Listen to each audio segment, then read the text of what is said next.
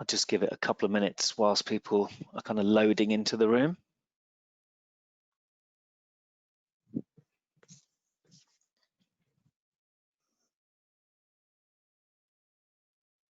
If people can hear me okay, please feel free to add your name and organization name in the chat function, which is located, I think, about there on your screen.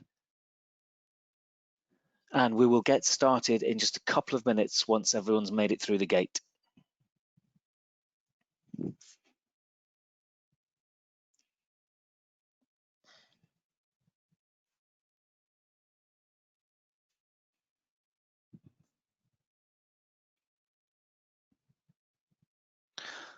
Okay, why don't we make a start? We've got 80 people who have joined us now, so I think we've probably got a good starting point. Hi everyone, thanks for joining this ERSA Building Partnerships webinar. My name is Tony Carr. I'm the director of an organisation called Forefront Partners. I've been working within the employment and skills sector for about 16 years now. I'll tell you in a moment how this is all going to run, but firstly, I'd like to offer some thanks to ERSA for helping to promote and host this webinar. We really appreciate the work of ERSA, not only in helping us, but ERSA do some just fantastic work through the sector. So I know many of you who are on this webinar will know ERSA well. If you don't know ERSA well, please have a look at them. They will help your organisation navigate this space beautifully. Secondly, thanks to all of the people who have registered and who are, hopefully can now hear and see me. And thank you for just giving up your time to join us on this webinar today.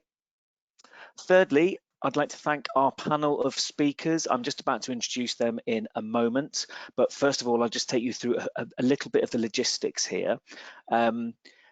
This is a conversation, so this webinar really needs audience participation. So whilst you're automatically muted for this session, we want to generate a conversation. We want to hear your questions. We want to hear your comments and take on things. So please, if I can just direct you again to the chat function on the, again, hopefully on the right-hand side of your screen, please feel free to add your questions, put your comments in there, and myself and the panelists will pick those up as we go through this webinar, and we'll talk about them. We'll generate some conversation. Okay, so before I introduce the panelists, let's just sort of set the scene a little bit. Unfortunately, we find ourselves facing one of the largest economic challenges in a century. So we heard this week that the UK payroll has shrunk by about 650,000 people. We've seen quite a number of very big, high-profile, high street names move into administration during this whole COVID crisis, and we don't know what's going to happen when the furlough scheme is going to end in October. So I think it's fairly safe to say that we have got an enormous challenge within the UK and abroad to face up to a very large unemployment crisis. So today we're going to explore, I suppose, a few of those themes, but also to perhaps be a bit more positive than my introduction and think about what some of the solutions might be, some of the innovations and some of the best practice that we see around the UK and globally. And we'd like you to contribute to that. So our themes are around innovation, inclusion, and the need for, I suppose, teams of collaborative organizations working together to find the solutions. And that's precisely what our panelists are going to talk to you about today. So format-wise, we're going to start with an introduction from Sinead Mcgill. Sinead is the managing partner for Europe, Middle East and Africa for the Palladium Group. And I'll hand over to Sinead in just one moment. But following Sinead's introduction, we're going to have contributions from Alex Stephanie, who's the CEO of Beam. He'll tell you a bit more about his organization and the wonderful work they do. We have Chris Meir, CEO of School of Code. Again, he will tell you more about his organization. And we're going to finish off with Sonke Bushman, who's the Director of Economic Growth for Palladium. And as I said before, but just to reiterate, following our speakers' opening remarks, we're going to open up the conversation through the chat function. So please put your questions in as we go and we'll pick them up afterwards. I hope that's a useful introduction to where we are, and with great pleasure, hand over to Sinead Mcgill, who's going to introduce herself and tell us all a little bit more about the Palladium Group. Good afternoon, everybody, and thanks, Tony. I suppose I wanted to start by echoing Tony's thanks to ERSA and also to all of our panelists, to Chris, to Alex, and to Sonke. So I'm Sinead Mcgill. I'm a managing partner at Palladium. I'm responsible for our UK government work. So I wanted to start this morning or this afternoon with a story. I grew up in Northern Ireland in a small town called Newry, and it's a town that isn't really known for much, but in the 1980s, it shared the sort of dubious honour of having one of the highest unemployment rates in the UK. In fact, the whole of Northern Ireland had an unemployment rate of 20%. Newry had 25%. And that was compared to a national average of 11%. Whilst the Troubles, of course, had their role to play, I can remember the impact that that unemployment crisis had on the community. Social deprivation, depression, alcoholism, and just a colossal brain drain. But the transformation of that town has been immense, with the boost of a peace dividend, but actually much more importantly, with a really concerted effort from the local community, from enterprise agencies, the education sector, local organisations, community workers, from skills training agencies, the credit union, you name it. They all came together, and Newry, as of March 2020, had an unemployment rate of just 2.3%, which was lower than the national average. And as you can imagine, with that, the town and the opportunities for the community were transformed. So like most people who grew up in towns like that and had the opportunity to get away, I did so. And I joined the world of international development. I was intent that the change that I saw where I grew up could be emulated in other countries around the world. And I'm really pleased to say that it has.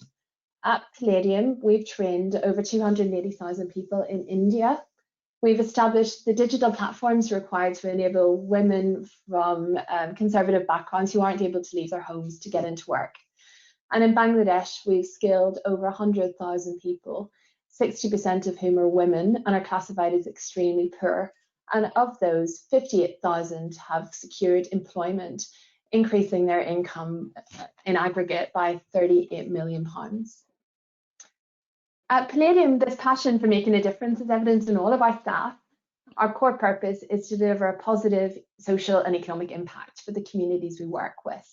We're a key partner to the UK government, working in 80 countries worldwide on some of the most challenging issues that are facing the world today, from improving health systems in Nigeria to getting low-skilled workers into jobs in Bangladesh, reducing deforestation in the Amazon, and now increasingly helping economies open up again after COVID. I'm guessing that some of you were wondering, what have we learned from the garment factories in Bangladesh? What does that tell us about how we're going to solve the unemployment challenges of a rural community in Lincolnshire? Or how does it relate to a young person living in an estate in Manchester? And there are three things I suppose I want to leave with you today. So the first is that every community we work with is unique. We are not so arrogant to go into Nigeria, Uganda, or Pakistan and tell them we know what to do. We're going to solve their problems for them. Instead, we bring the analysis, the frameworks, the approaches that allow us to get to the heart of local issues. And in every community, we work with local people and local organisations to find their solutions, to draw them out, to pilot them, to test them, to scale them up. Everything we do is with local organisations. Today, we're working with 700 partner organisations around the world.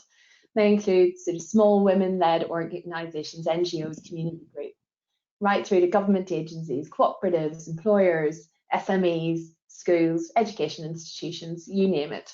Partners, like I'm guessing many of you, they're very similar to many of you. The second point, I suppose, Tony's alluded to it already, the jobs crisis that we're facing today is more challenging than most of us have ever seen. And we cannot assume that the solutions that we've tried before will address new problems. But it's challenges of this scale in rapidly changing environments, and dare I say it, in sort of volatile environments that we specialise in. It's the big problems in fast-moving contexts that define our work. And again, it's working with those local partners, using great data that allows us to get to the heart of problems, to define solutions and to drive change. I think the third point is that quite a lot of our programs actually address the sort of issues that we're talking about today. They're looking at how do you promote skills and employment, but also how do you look at an economy? How do you attract jobs into an economy? How do you make sure that the skills we're training for match the jobs that are available? And Sonke, I think, will talk much more about that. I'll end just by summarising that Palladium was created with a strong sense of purpose, and we evolved a clear vision to overcome what to many seem like intractable problems. But we know that together with our partners, we can have a real impact in the world and on this unemployment challenge. We're raring to go, and we're looking forward to the challenge, and we hope to work with many of you in the coming years. Thank you. Thank you, Sinead. That's great, and thank you very much for telling us a bit more about Palladium. I think knowing who is some of the people who are on the webinar today are also some of the people that I've been speaking to over the past couple of weeks. And of course, Palladium do operate overseas. They don't operate in the UK, so it's really useful to understand how Palladium can bring what they know to bear within the UK. So thank you very much for that. Now we're going to have some contributions from three great panelists. I've already introduced them, but I'll just so that we know which order we're going in. Alex, then Chris, then Sonke. If you could just spend a few minutes, tell us a bit more about your organisation, the innovation that your organisation draws out in your work, and also about how you think you might be contributing to addressing the unemployment crisis in the UK. Hope that's all right as a starting point. Alex, over to you. Thank you, Tony, and thank you for having me on this fascinating webinar. So my name is Alex Stephanie. I'm the founder and CEO of Beam, and really my story starts about 3 years ago when I became friends with a homeless man at my local tube station. And this man would sit day after day on the steps of my local tube station. He told me that he would sit there because there was CCTV and that made it less likely that he would be attacked. He told me he'd been out of work longer than he could remember. And we became friends over the course of a few months. I would buy him cups of coffee, pairs of socks, and yet I could see his condition deteriorating before my eyes. At one point he disappeared, and when he reappeared, he told me that he'd been in hospital and had had a heart attack. And so I walked home to my flat, and it hit me very hard that nothing I'd done to help this man had made any difference. And in fact, he was in a worse condition than ever before. And so I thought, well, what does this man really need? Really, he needs skills, training, support, confidence to get back into work and to provide for himself and for others, to buy himself the coffees and socks and 100 other things that we need. Now, of course, that's all going to cost a lot more than a coffee. But then my next thought was, well, what if we crowdfund these things? What if we all chip in? Maybe we could actually all come together as a community and make life-changing investments in people's employability and their future. Then the next thing I realized was that for every one person we see on the street, there are 300,000 people who are in emergency accommodation, who have a roof over their head. So I went to meet one of them, and he was a man called Tony. He'd been out of work for 21 years.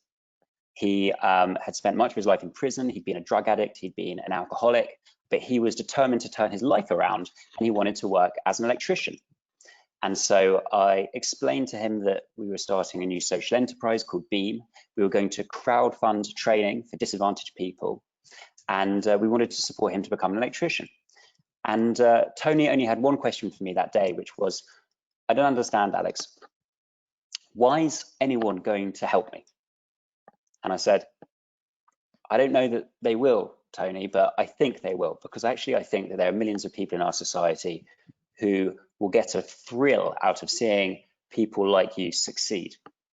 And so he put his faith in us, and we raised money for Tony to become an electrician. He went to his training center, he got his City and Guild certificate.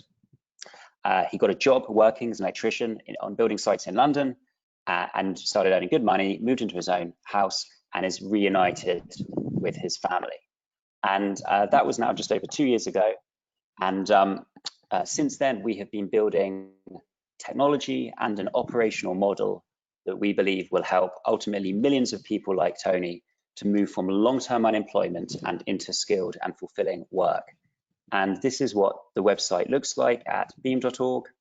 These individuals are typically referred to us by local authorities, central government, and also some charities. And as you can see, there is a diversity of people pursuing a diversity of career goals, because of course, we are all different and we will thrive in a range of different roles. If we look at an individual campaign, this is Vera, who is becoming a carer. You can see that Vera is raising £868. 3,000 of it is raised. 160 supporters have contributed to her campaign so far. There is a story section, because a lot of Beam is about giving a voice to people who've been marginalized for too long. There is a budget section, and this breaks down the costs of that individual's career progression to the nearest pound. There is a section here which is messages from the public when they donate. It's a really important part of the model to boost people's confidence up. On average, people have been out of work more than 5 years, so it's a daunting prospect to get back into work. And then here we have transparent updates from the individual on their progress. As you can see, transparency is very important. We have what we call a transparency dashboard on the website with all kinds of information here, which is beam.org/transparency. Now, this is a model that is really working.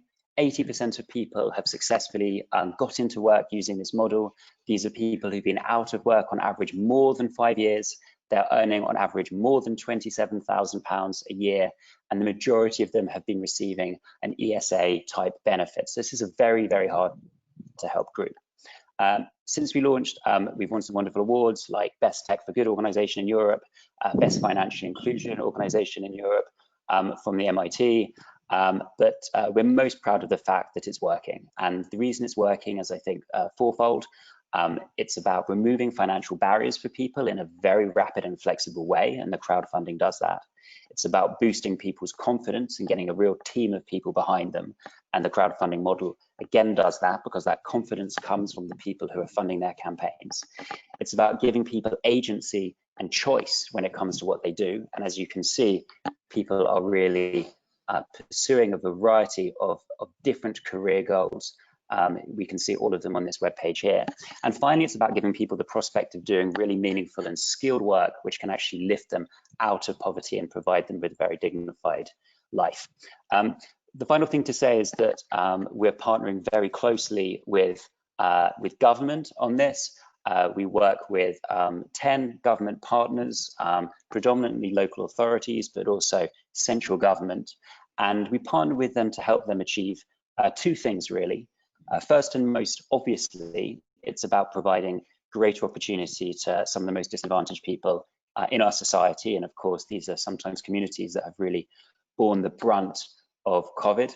And the other thing, of course, that we're doing in the process is saving taxpayer money, because we think that actually we can be much more efficient as an economy when it comes to how we use the taxpayer funds that we have to support people from welfare dependency and into skilled work that is filling skill shortages for employers in the UK. So a little bit about Beam. If anyone would like to contact me or speak further, my email address is simply alex@beam.org. Thank you. Thank you so much, Alex. And I kind of got the same tingle down my spine that I did when I first encountered Beam. Just such a fantastic solution, if you like, to an issue of homelessness, which quite frankly has been labelled under this terrible thing called hardest to help and therefore hardest to do. So it's wonderful to see that you're making a success of it. Thank you so much, Alex. Please, you know, if you're on the web, please get your questions in. Ask Alex anything you want, and we'll come to those questions as we go. But now I'll hand over to Chris, and Chris Mia can tell us a bit about him and School of Code. Yeah. Hi everyone. Can you hear me? Cool. Nice. Well, thanks for that, Alex. Yeah, really fascinating to hear about that. So I'm Chris from the School of Code. I guess in terms of like the unemployment we're experiencing right now, like the stuff people are facing, it's massive situation that's happened, COVID. But in honesty, I think it's more of an accelerant than a change agent. We've had rising automation, changing job landscapes for quite a while, and this has really accelerated that change. But there's always been a problem of how do you take people, into the new economy, which I see as tech. So I'm pretty biased. I see the future as tech. I see that's where I want to help people get to, because tech has tons of jobs, money, and opportunity, but it doesn't reach everyone. And that's why I set up School of Code. I think even from when I started at university, I think I originally applied for like maths and business or English lit or something like that, and I saw artificial intelligence, and I just watched iRobot with Will Smith, and I thought I want to be a bit like Will Smith, so I'm gonna go for artificial intelligence there. And turned up on the first day and was just blown away, because there was 100 people in that room and everyone could already code. And it just sort of got me thinking, like, how do people get into this? And the same story kept coming up. Like my mum or dad bought me a ZX Spectrum when I was 6 years old, and I took it apart, or I've been doing this for my whole life, and blah blah blah. And so what that told me was, universities are really good, and the academic system in general is really good at selecting people that are already interested in this stuff. What about everyone else is sort of where my head went. So you might not be aware, but there's a massive lack of numbers of skilled people in tech, massive lack of diversity. So on that course of 100 people, I think I have more sisters than there were girls on that course. Like I've got 4 sisters and there were 3 girls on the course, and I'm also mixed race as well. So it goes ginger, dark, ginger, dark, ginger, dark, ginger in my family, and there's probably more diversity in it. But the same thing kept coming up, which was that story. Like we're good at funneling that one type of person through, who has that story and that family network or friend that's got them into programming. What about everyone else? And for me, it's a massive issue, because all companies are tech companies now, whether they know it or not. And if they're not driven by tech, they soon will be taken over by a company that is. And we've seen that pattern. It's not some fad or it's the way of the future, really. And so it's really important for me to see, okay, well, how many other types of people can we get in? And so the School of Code was a social experiment, really. Started off teaching kids in schools and loved that. Ran a homeless coding class over 10 weeks, getting people to create businesses, local businesses websites, and helping them get into some paid employment. And then really wanted to double down on the impact, and so created a free 16-week boot camp that takes people from absolute scratch all the way through to professional developer, and then helps them into jobs. So really important that it's free, just to remove those financial barriers. Same ethos as Alex there. We need to not leave people behind, because this is the future, and it's not enough just to build it with the people that already have the skills. Let's try and get everyone involved, because shaping the future is a really important skill and opportunity to have. So yeah, started the School of Code as an experiment. We got 300 people to apply.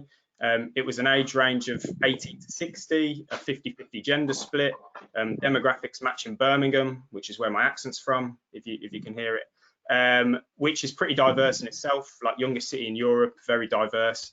And so, we sort of dispelled the myth that people weren't interested in this stuff. Everyone knows inherently they use technology every day. They're probably scared technology's coming for their jobs. They just don't think it's a place that they can get to, whatever that means. You need to be a maths genius, or you need to have done it since you were 6 years old.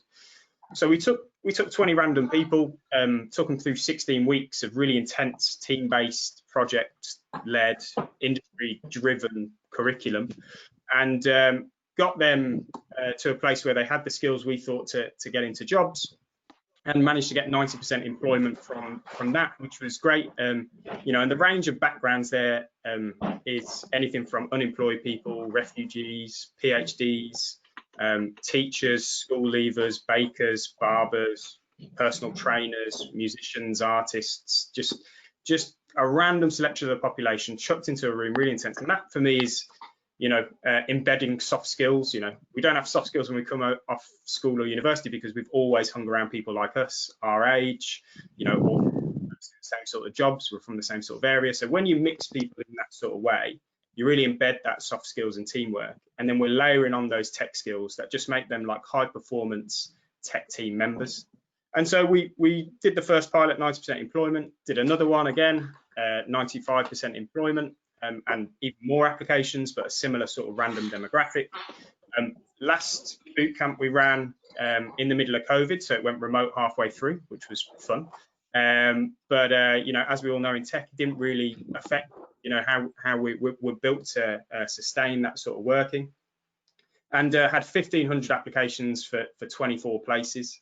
And so, you know, we know there's the demand, people want to get in here, and we're proving a way that just, you know, people didn't think was for them or was possible.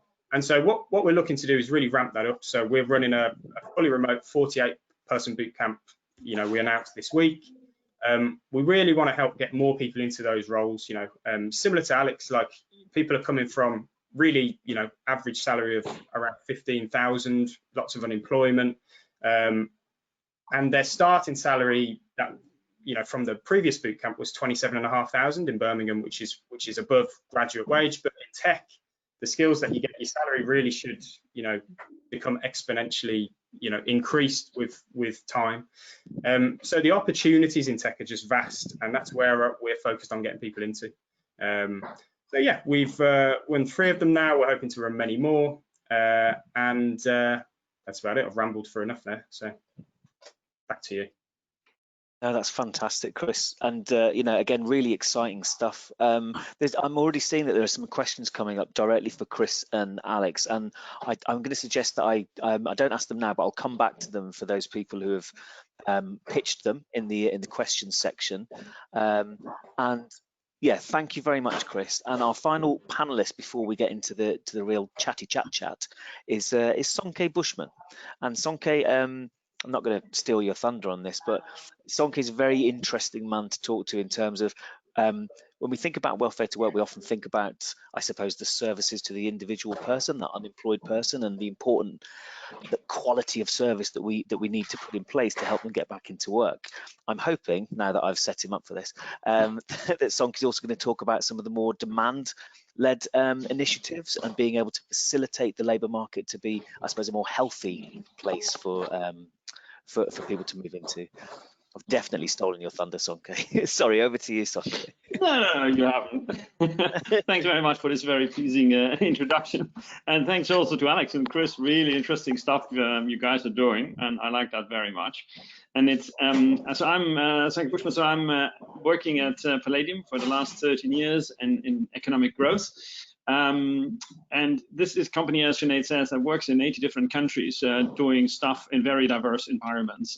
But what we do is generating economic growth that leads to inclusive job growth. And that is, you have to say that every program that we do currently, we have about 30 of those programs running, are completely different, also because their environments are completely different.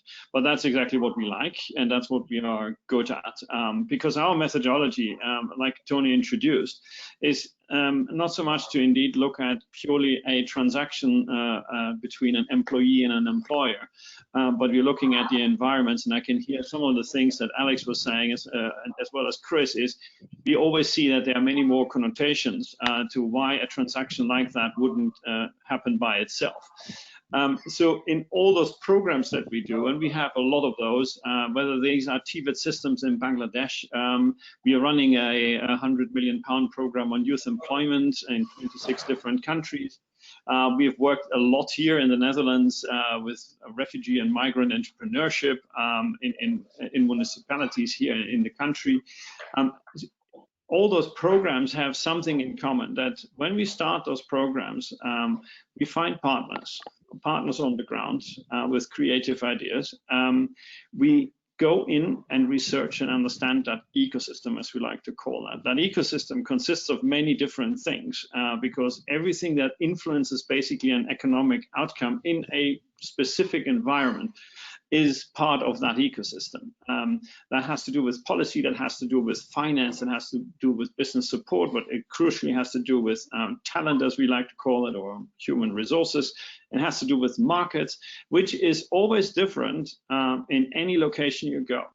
So whether that's within the UK or within Europe or within the whole world, it is everywhere the same thing. there is no locality that is the same. There is no ecosystem that is the same.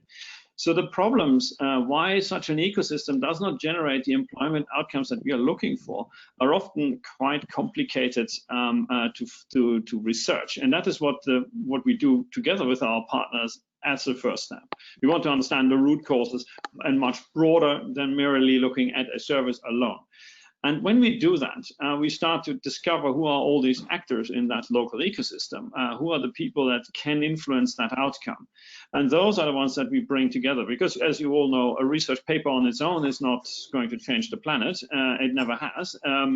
But if you bring people together and together strategize about what is it that we could do, you get typically, I would say, 3 types of outcomes. You get better coordination between actors. Very often the municipality does a lot of different things in different ways, and the national government does things, but none of those come together in one place where they should come together. It makes it easier to coordinate different types of services between each other. I think what it crucially develops is the ecosystem consists primarily of employees and employers. So we understand what in that particular environment enterprises are doing. Where do these trends go? Now, in the current COVID kind of crisis that we are looking at, we will see a lot of shifts in demand, a lot of changes. And that is crucial to understand if you want to build a good service for disadvantaged people trying to find employment.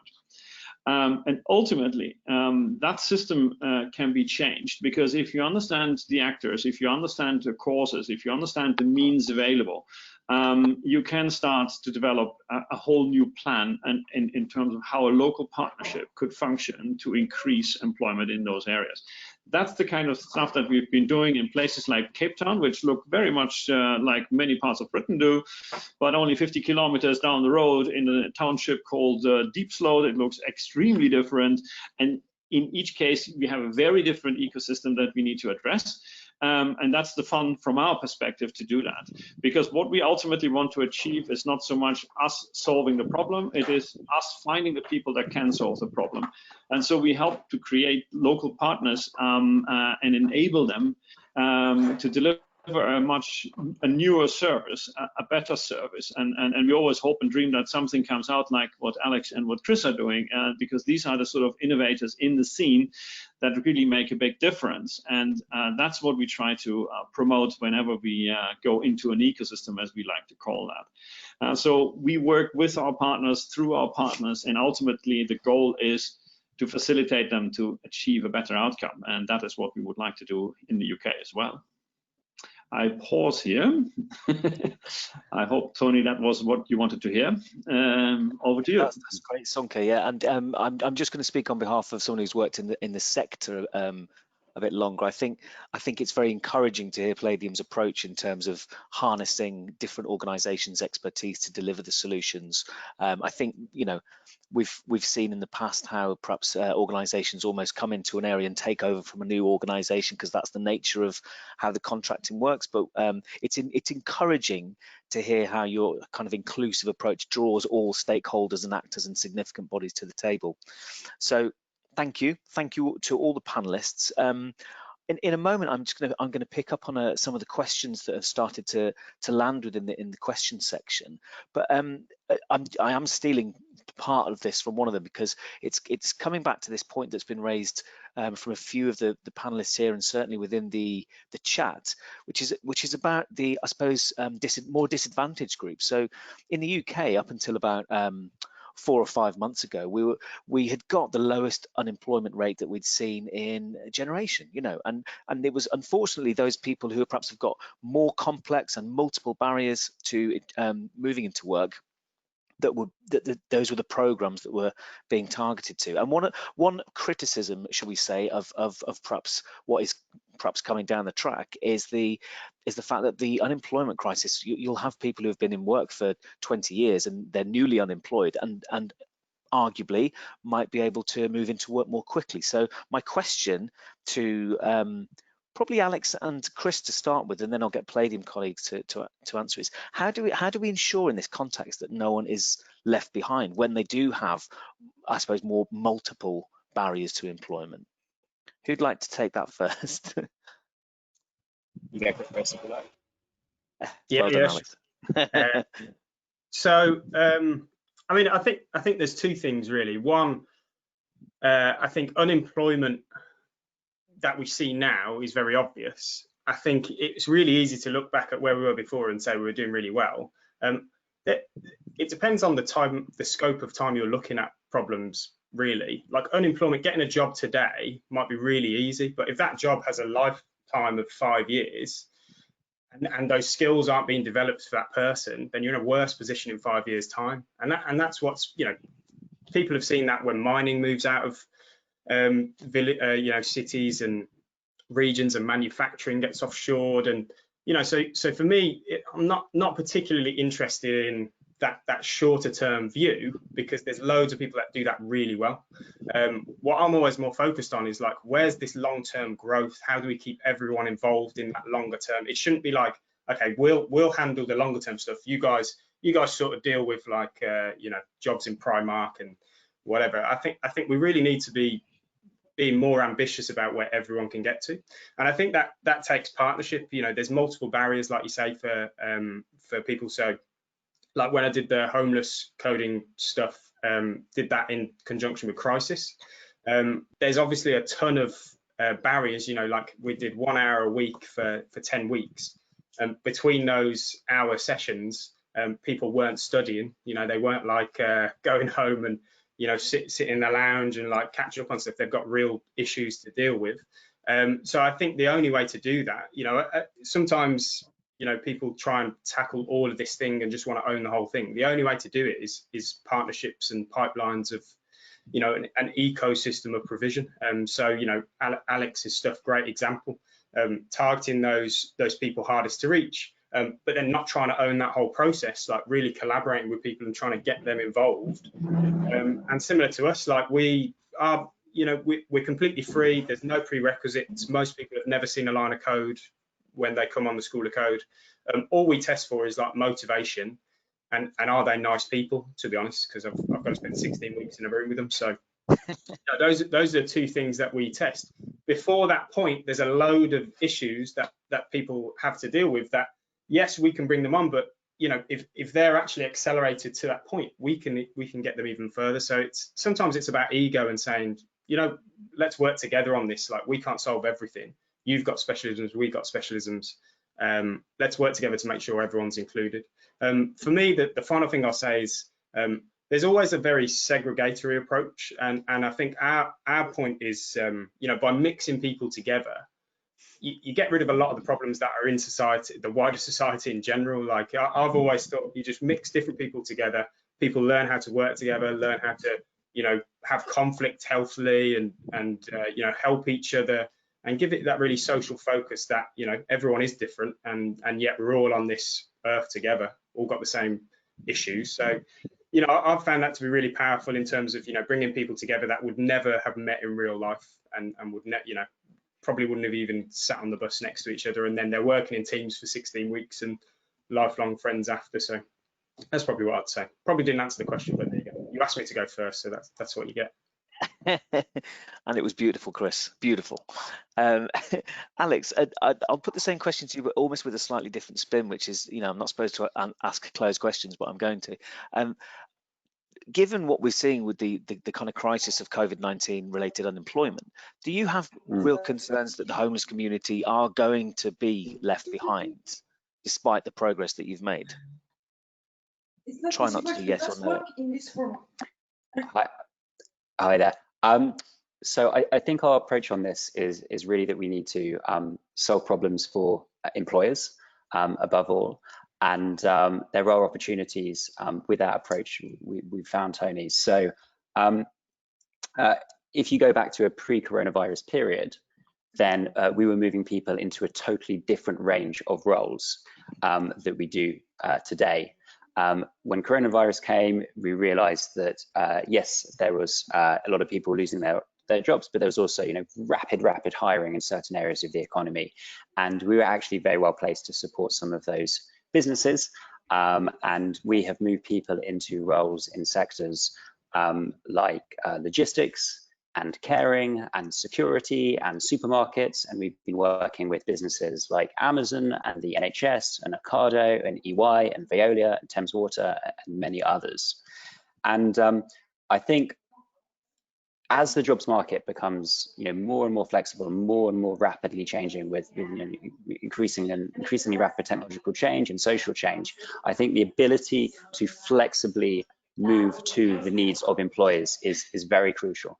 And we found that the feedback from employers has been fantastic. 80% of the people we place into roles are in the companies 6 months after that. And I think the key reason for that is that the job is well matched to the individual, and the individual is truly grateful to have these opportunities. So on average, people have been out of work 5.5 years.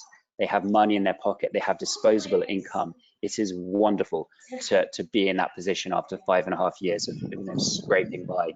And I think the other thing that's been sort of interesting, and again, this is very much around solving problems for employers, is what has been happening globally with the Black Lives Matter movement. Finally, employers are much more mindful, perhaps in many cases not as mindful as they should be, but much more mindful about the need to hire diversity within their businesses. And as you can imagine, and as you probably know, hundreds of thousands of businesses have begun thinking about diversity hiring much more carefully and have been investing in this area. The groups, as we all probably know, who are experiencing social disadvantage are disproportionately from BAME communities and other minority communities. 65% of the people using the BAME platform are BAME, and we are providing to these companies at a time which they want to improve the diversity in their workforces, a talent pipeline of really high quality and diverse candidates. Does that answer your question, Tony? Yeah, it's fantastic, Alex. Thank you very much. Before I move on to a different question within the question section, Schneider, Sonke, have you got anything to add on what's been said? If not, I've got some beautiful questions for you. Hang on. No, I think I wanted to pick out two elements of what both Chris and Alex were saying. I mean, I think on the one hand, we are going to face a pretty problematic time going forward, although we don't know in which direction it will go. We are not sure how the COVID crisis will end, but you can certainly say it has become more complex to get through to get an employee to an employer. Especially if there are person-specific barriers to it.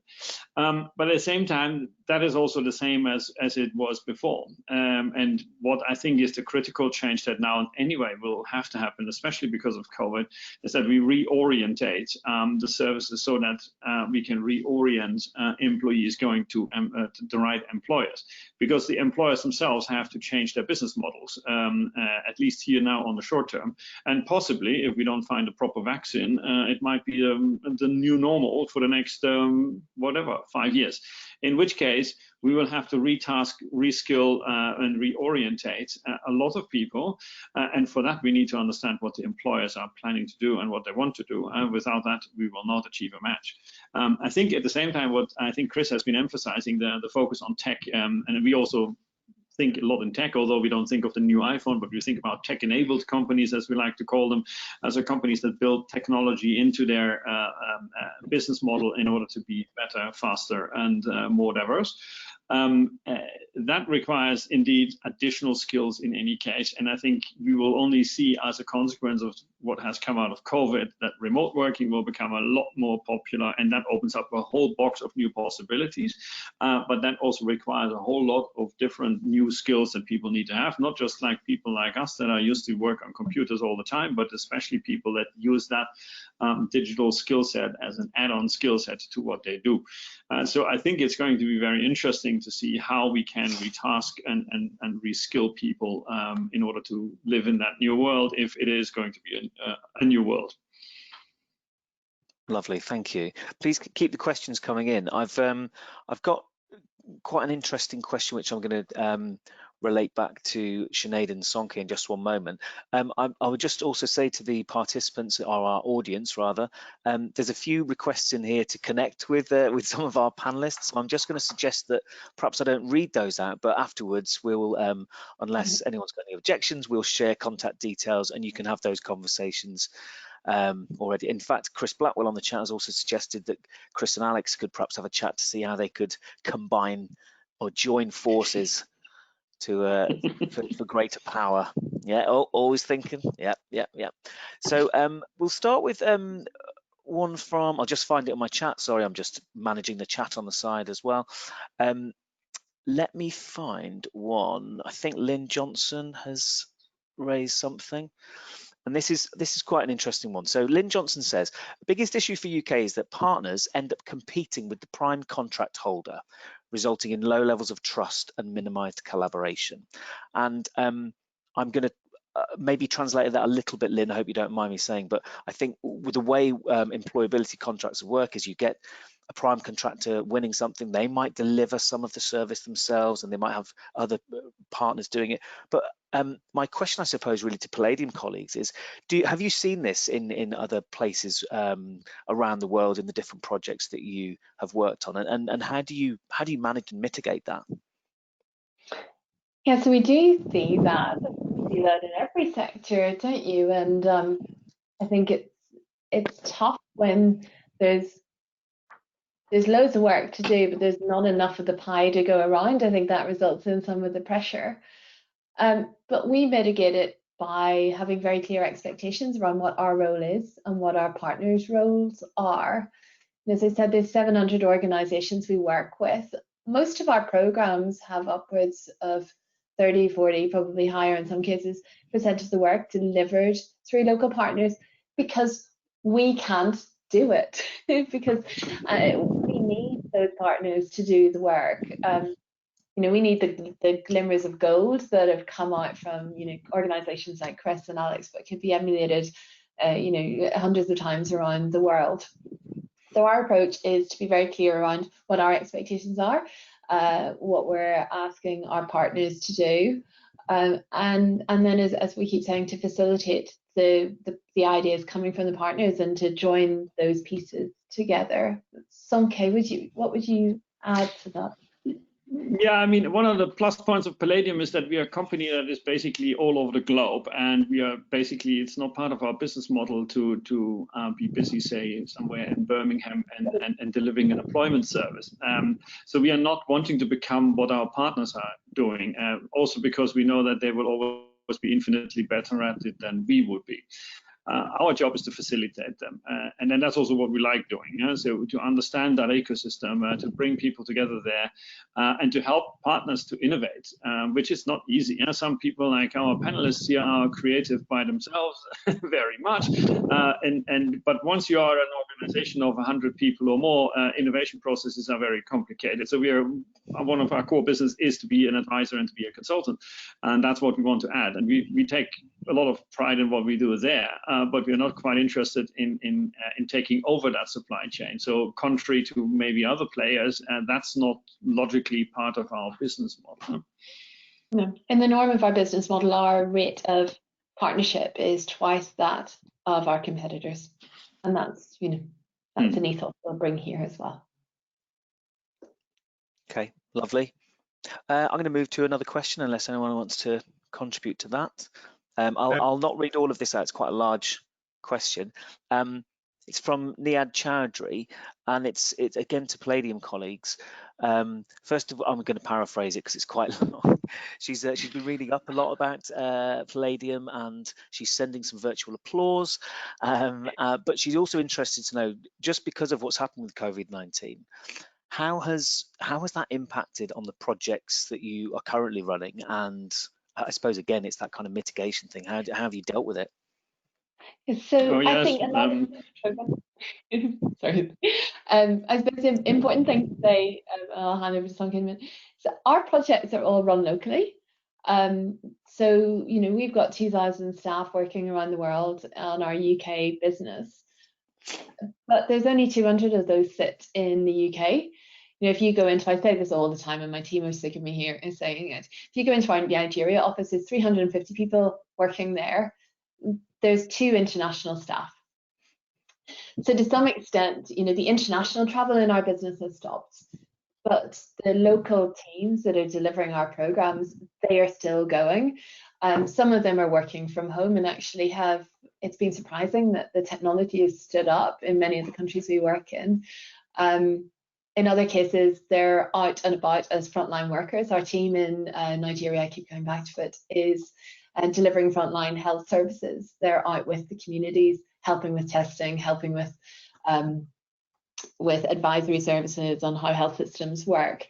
So I don't think our business has been particularly negatively impacted. In some case, or you were gonna, I talked over you.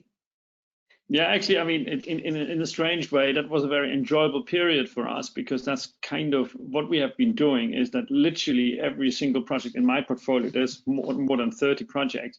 For each of them, we have worked out with our partners a pivoting plan. So how do we change the project so that the project stays relevant in the new environment? What can we do to avert some of the damage? A lot of it is around how can we save small businesses from collapsing. A lot has been about how can we keep agricultural value chains alive and functional, so that, you know, the seed goes into the ground on time and stuff like that. Now that's exactly the sort of stuff that we love to do. So that and we have been very, very busy with that. But it is, yeah, what we do, economic growth, is exactly what's now in demand, and that is what we, so now we can work with our partners to bring new ideas to the table. It's also, in that sense, quite an opportunity, I have to say. So from my perspective, in the countries that we have our projects, we have not seen a dramatic negative impact as yet. We will foresee that there will be a massive economic effect, probably largely because the world economy will do so bad. But our projects are sort of getting creative now, so which is the part that we like, and that's what we're going to do in the UK too, I think. Okay, I'm just looking at the time here, and the time has flown by, so I'm going to have to look at some. We won't have time for all questions, but as I said, I think there's some of these that will forward directly to the appropriate panelist, if you don't mind. But I do think there's an interesting one here that I'd like to pick on, and it's maybe more for Chris and Alex. I think you've answered this to an extent, but Dave Baber asks, how much emphasis do the presenters feel is needed on developing learners' softer employability skills as opposed to technical? For example, learning how to work, reliability, communication skills, etc. How do you do that alongside the technical stuff? I'll go for that. I think it's sure. Let's change it up. I think it's a great question. Thanks for asking, Dave. So one of the big changes that COVID has had for Beam is us switching to a much more remote model. So if you had come into the Beam office pre-lockdown, it would have looked a bit like a GP surgery. Now we use technology much more extensively, including WhatsApp for video calls. And that has meant that it's a much more scalable service, and we can support people much more flexibly wherever they live. But it's also meant that they have got effectively a crash course in digital skills by coming onto the service and by accessing the service. And fortunately, smartphones are pretty much ubiquitous. So most people have them. If they don't have them, we provide them with an Android smartphone when they join the program. And then by going through the program, they get their head around WhatsApp and email on phones and text and so on. And as we all know, whatever you're doing in today's world, you need to understand how to use these kind of core software skills, as you say. So the short answer is, yeah, crucially important. And I think, you know, for us, the approach is to actually integrate those soft skills and those software learning opportunities into the delivery model. Yeah, I'd agree with that. And for me, like, taking a pessimistic view of the future, longer term, there is no facet of work that machines will not do better than humans. So it's just a certain amount of time we've got that we're still useful. And up until that point, the really important things are tech skills and human skills like care, collaboration. You know, historically, we've really focused on like specific expertise. You you know, but there's nothing I'd back a human against compared to Google. Do you know what I mean? Like if I want a repository of information, or if you challenge me to a maths challenge and I've got a calculator and you haven't, you're going to back me, right? So we inherently trust computers at very specific things. The bits that humans do really well is connecting these very, you know, expert fields in a more general fashion. And that in itself is a soft skill, like talking between different camps of people, bringing ideas together. So yeah, collaboration, care, and, you know, communing these ideas from different specific sectors to innovate new solutions. Yeah, those are going to be really key. And yeah, we need to teach them. Yeah, fascinating. We've got 3 minutes, so I'm going to go for a really big question. This is from Richard Tyree of Good People. Check them out, very interesting. Given the rise of flexible and insecure work following the financial challenges in 2007, does the panel think this will be a growing feature of the labour market in the future? And what are the implications for providers? So, sorry, Richard, I'm putting words into your question here, but things like zero-hour contracts and the growth of the gig economy, that sort of thing. Who'd like to pick that one up in 1 minute? In 1 minute, I think that's right. But whether or not, I mean, I think it is unavoidable that the gig economy, as we like to call that, will grow, simply because our demands are becoming ever more specialized, ever more fragmented also, and therefore it becomes ever more difficult to have the same guy in the office for 8 hours every day. So people rent each other out. The only question, and that is a policy question from my perspective, is you can make this a social space, the gig economy, but you can also make it an asocial space. And that depends very much on labor market regulations around self-employed people, about security networks that you build around that. You can do it the American way, and then you have indeed the modern precariat there, for the largest part at least, but you can also definitely build a system around it that is, you know, that even someone who is self-employed is properly self-insured for, you know, disability at work, all those kind of things that you would enjoy if you're a regular employee. You can build a lot of social insurance systems around that if you want to. So I'm sitting here in the Netherlands, where it's all a little bit more Scandinavian, and I can see that the gig economy doesn't have the same bad image that it has probably on the other side of the channel. But I see my esteemed panelists smiling here, so I'm curious to hear what you think. Any comments? Yeah, I mean, it's interesting to hear that different perspective. I think, yeah, there's definitely going to be more flexible working, different working hours, working from home, all of that stuff. I think we're entering this this era of lifelong learning that we haven't necessarily had before, right? So you went to university. Alex has had enough. There he is, he's back. So we went to university, and you know, or school or whatever it was, and you learned one thing, and then you did that thing for the rest of your life. Now, no matter what job role you've been in, even if you're an accountant, you are doing a completely different thing to what you were doing 5 years ago, 10 years ago. So there's this notion of like lifelong learning. And I think that's going to travel really well for, you know, more flexible patterns, because you're going to need to take time out and reskill every so often now. It's not like set yourself up for life and then go. It's keep upgrading society skills. That's what it is, and that's everyone's thing. So as long as these jobs are like becoming more high skilled, high paid, high valued, I don't think it's necessarily a bad thing. That the problem is when we devalue what is the gig economy work, and it becomes, you know, 0 hours contracts in terms of, you know, you don't know how much you're going to earn that week. That's bad. The flexibility part is good. So we just need to rebalance the economy and just get higher value jobs in, I think. Great. Alex, were you going to say something? Yeah, I mean, I think we're at time, so very briefly. I mean, I don't think the gig economy works for society as a whole without the right level of regulation. And there's a few reasons for that. You know, one of them is to do with machine learning, artificial intelligence, and the fact that there will be a kind of progressive erosion of certain roles and the value of unskilled work or low skilled work in some sectors. I think the other is to do with the nature of the gig economy. It is sort of facilitating, if you like, micro entrepreneurship at scale. And entrepreneurship is a much glamorized notion. But anyone who's ever been an entrepreneur, it's not all popping champagne corks and, you know, listing on the NASDAQ. it can be extremely demanding. Not Precisely. everyone is, and not everyone is, you know, well suited to it. And so it ends up being very binary, these sort of sharing economy, gig economy platforms. You can do very well if you are suited to entrepreneurship, and you can get good reviews and get onto a virtuous cycle, which can allow you to do better than many other people. Or you can be on a you know, negative cycle.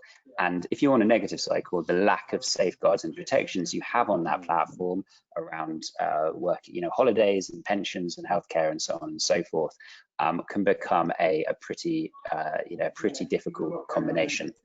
So yeah, it can work, but it does need to be regulated in the right way for you know, for each market. Great, thank you, Alex.